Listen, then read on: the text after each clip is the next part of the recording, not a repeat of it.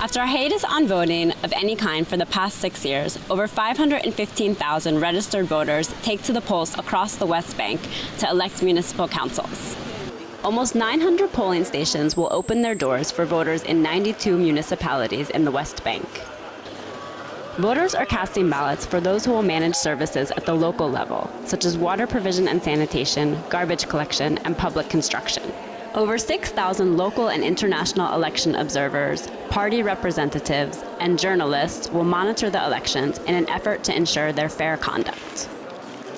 People are voting and using their right to choose freely and in a democratic way their representatives to the local councils. The local councils are providing the municipal service to people: water, electricity, cleaning, planning, issuing construction permissions, organizing roads and public areas and other matters. Despite the visible preparations that have gone into elections, some Palestinians remain skeptical about the purpose and results of exercising their right to vote in the present circumstances.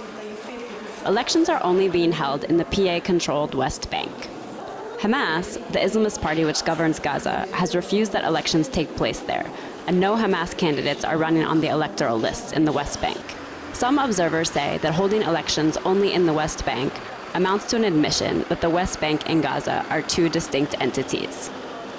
A number of Palestinians question as well whether separate elections may only further solidify the Fatah-Hamas division between the West Bank and Gaza, making it harder to envision that the two will someday form one independent state. Yeah, I think that Palestinians are divided on their desire to participate in these elections, and it's almost 50-50. You have 50% who would love to participate and they're excited about it, and there are another 50% who feel that this election is irrelevant to their lives. You know, many Palestinians are extremely busy trying to make ends meet, trying to cope with economic challenges, and trying to deal with the difficulties in relation to the occupation and to their daily lives. So not everyone is as interested. There is also an issue of credibility, where these elections are only taking place in the West Bank, not in Gaza, in some communities, not other communities.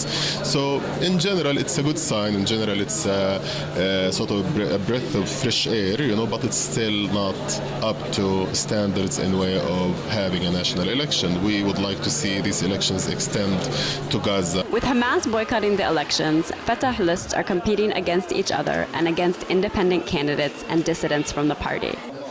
Despite representing the largest faction in the PLO, Fatah has witnessed many internal divisions in this election cycle. A number of party members set up their own independent lists. As a result, Fatah has expelled 45 members across the West Bank for failing to follow party resolutions, which limit electoral participation to designated lists. But Fatah has only a few serious rivals to compete against, and thus it is likely they will fare well in the elections. They are voting partially for political parties, partially for family ties in a village. It's a combination of things that nobody knows how people will vote eventually, but it's a combination. It's a very complex thing because the families are very important in the villages.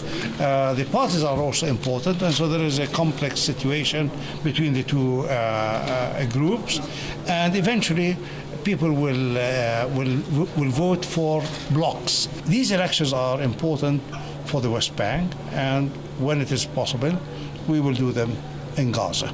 There is a realization amongst Palestinians that the elections are taking place in a less than perfect political atmosphere. I think, given what they are, I think it's an excellent opportunity for dialogue, for debate, for renewing leadership at the local council level, where many of these communities have no local council at this point, and therefore they have substandard services. Palestinians have divided sentiments over the elections. The final results of the elections will be announced in 72 hours, but it remains to be seen if Palestinian political parties will be able to reconcile to hold legislative council elections in the future. Winnie Mancini, JN1, Ramallah.